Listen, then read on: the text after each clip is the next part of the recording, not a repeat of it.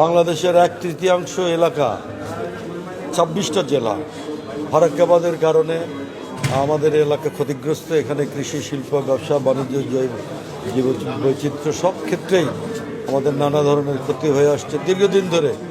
এই এলাকায় আমরা এটাকে এই সমস্যার সমাধানের জন্য দীর্ঘদিন ধরে আমরা কথা বলে আসছি। এখন এর আগে আমরা ঢাকাতেও সেমিনার করেছি, আজকেও এখানে সেমিনার করলাম। পদ্মা সেতুর কি প্রয়োজন এটা কি আমাদের বোঝানোর দরকার আছে? জোরে বলেন, আছে? পদ্মা সেতু আমাদের দরকার। পদ্মা সেতু নিয়ে আমরা দীর্ঘদিন আন্দোলন করেছি, কিন্তু এখন আমি আজকে মনির ভাইকে অনুরোধ জানাবো, পদ্মা সেতু আমাদের এই জনপদের একটা প্রাণের দাবি। আমাদের ব্রিগেডিয়ার হাফিজ উনি খুব ভালো বলেছেন যে আমাদের অস্তিত্বের দাবি হচ্ছে পদ্মা ব্যারেজ, আর আমাদের প্রাণের দাবি হচ্ছে পদ্মা ব্রিজ। তো পদ্মা ব্যারেজ এবং পদ্মা ব্রিজ দুটো জিনিসই খুবই গুরুত্বপূর্ণ আমাদের জন্য। উনি নিশ্চয়ই বিষয়টা বিবেচনা করবেন এবং সে মধ্যে সরকারি পর্যায়ে ব্যবস্থা নেবেন। আরেকটা বিষয় হচ্ছে আলোকিত রাজবাড়ি। রাজবাড়িকে আমরা কেমন দেখতে চাই সেটাও তৈরি করছে। তো এখানে পদ্মা ব্রিজের জন্য প্রকৌশলী সাখাওয়াত হোসেন তার এটা উপস্থাপন করার কথা। আর আলোকিত রাজবাড়ি এটার একটা প্রেজেন্টেশন তৈরি করেছে আমার ছেলে অর্ণব নওয়াজ ঋষি। আমি দুজনকেই পরিচয় করিয়ে দিতে চাই, একটু দাঁড়ানো দুজনের জন্য আমরা একটু করতালি দিই। অনেক কষ্ট করেছেন, কিন্তু আজকে সময়ের কারণে আমরা এটা প্রজেকশন, কারণ আলোকিত রাজবাড়ি একটা খুব বড় সাবজেক্ট। এখানে আলোকিত রাজবাড়ি স্ক্রিনে কি আনা যাবে? একটু আনা যাবে? একটু আলোকিত রাজবাড়িটা কি স্ক্রিনে আনা যাবে কিনা?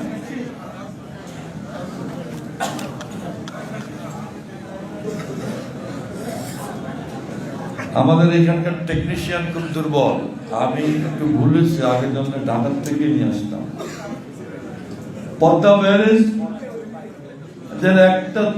একটা প্রামাণ্য চিত্র করেছেন আমাদের প্রকৌশলী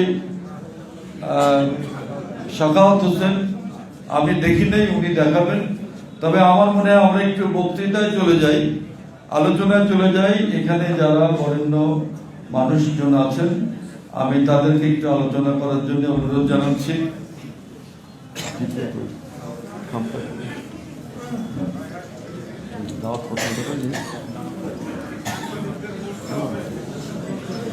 আমি প্রথমে কিছু বলার জন্য অনুরোধ জানাচ্ছি। এই সেশনে পদ্মা ব্যারেজ, পদ্মা ব্রিজ এবং আলোকিত রাজবাড়ি তিনটা বিষয়ের উপরেই জনাব মোহাম্মদ।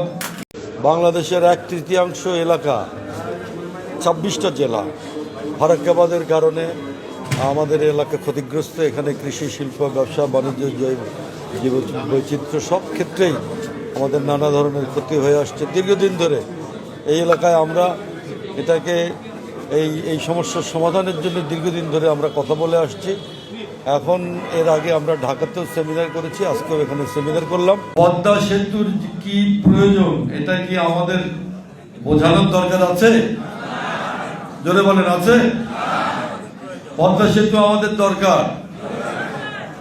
পদ্মা সেতু নিয়ে আমরা দীর্ঘদিন আন্দোলন করেছি, কিন্তু এখন আমি আজকে মনির ভাইকে অনুরোধ জানাবো, পদ্মা সেতু আমাদের এই জনপদের একটা প্রাণের দাবি। আমাদের ব্রিগেডিয়ার হাফিজ উনি খুব ভালো বলেছেন যে আমাদের অস্তিত্বের দাবি হচ্ছে পদ্মা ব্যারেজ, আর আমাদের প্রাণের দাবি হচ্ছে পদ্মা ব্রিজ। তো পদ্মা ব্যারেজ এবং পদ্মা ব্রিজ দুটো জিনিসই খুবই গুরুত্বপূর্ণ আমাদের জন্য। উনি নিশ্চয়ই বিষয়টা বিবেচনা করবেন এবং সে মধ্যে সরকারি পর্যায়ে ব্যবস্থা নেবেন। আরেকটা বিষয় হচ্ছে আলোকিত রাজবাড়ি। রাজবাড়িকে আমরা কেমন দেখতে চাই সেটাও তৈরি করছে। তো এখানে পদ্মা ব্রিজের জন্য প্রকৌশলী সাখাওয়াত হোসেন তার এটা উপস্থাপন করার কথা। আর আলোকিত রাজবাড়ি এটার একটা প্রেজেন্টেশন তৈরি করেছে আমার ছেলে অর্ণব নেওয়াজ ঋষিদ, আমি দুজনকেই পরিচয় করিয়ে দিতে চাই। একটু দাঁড়াবে দুজনের জন্য আমরা একটু করতালি দিই। অনেক কষ্ট করেছেন, কিন্তু আজকে সময়ের কারণে আমরা এটা প্রজেকশন, কারণ আলোকিত রাজবাড়ি একটা খুব বড় সাবজেক্ট। এখানে আলোকিত রাজবাড়ি স্ক্রিনে কি আনা যাবে?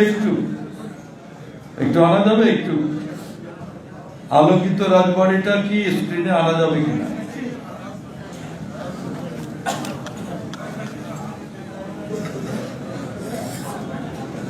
আমাদের এখানকার টেকনিশিয়ান খুব দুর্বল। আমি একটু ভুলেছি, আগের জন্য ঢাকার থেকে নিয়ে আসতাম। পদ্মা ব্যারেজ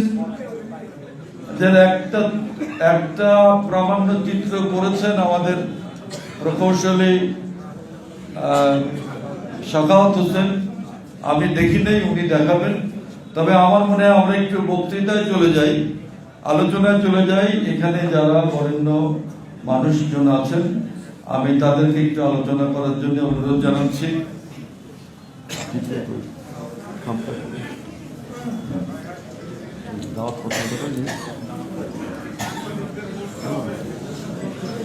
আমি প্রথমে কিছু বলার জন্য অনুরোধ জানাচ্ছি। এই সেশনে পদ্মা ব্যারেজ, পদ্মা ব্রিজ এবং আলোকিত রাজবাড়ি তিনটা বিষয়ের উপরেই জনাব মোহাম্মদ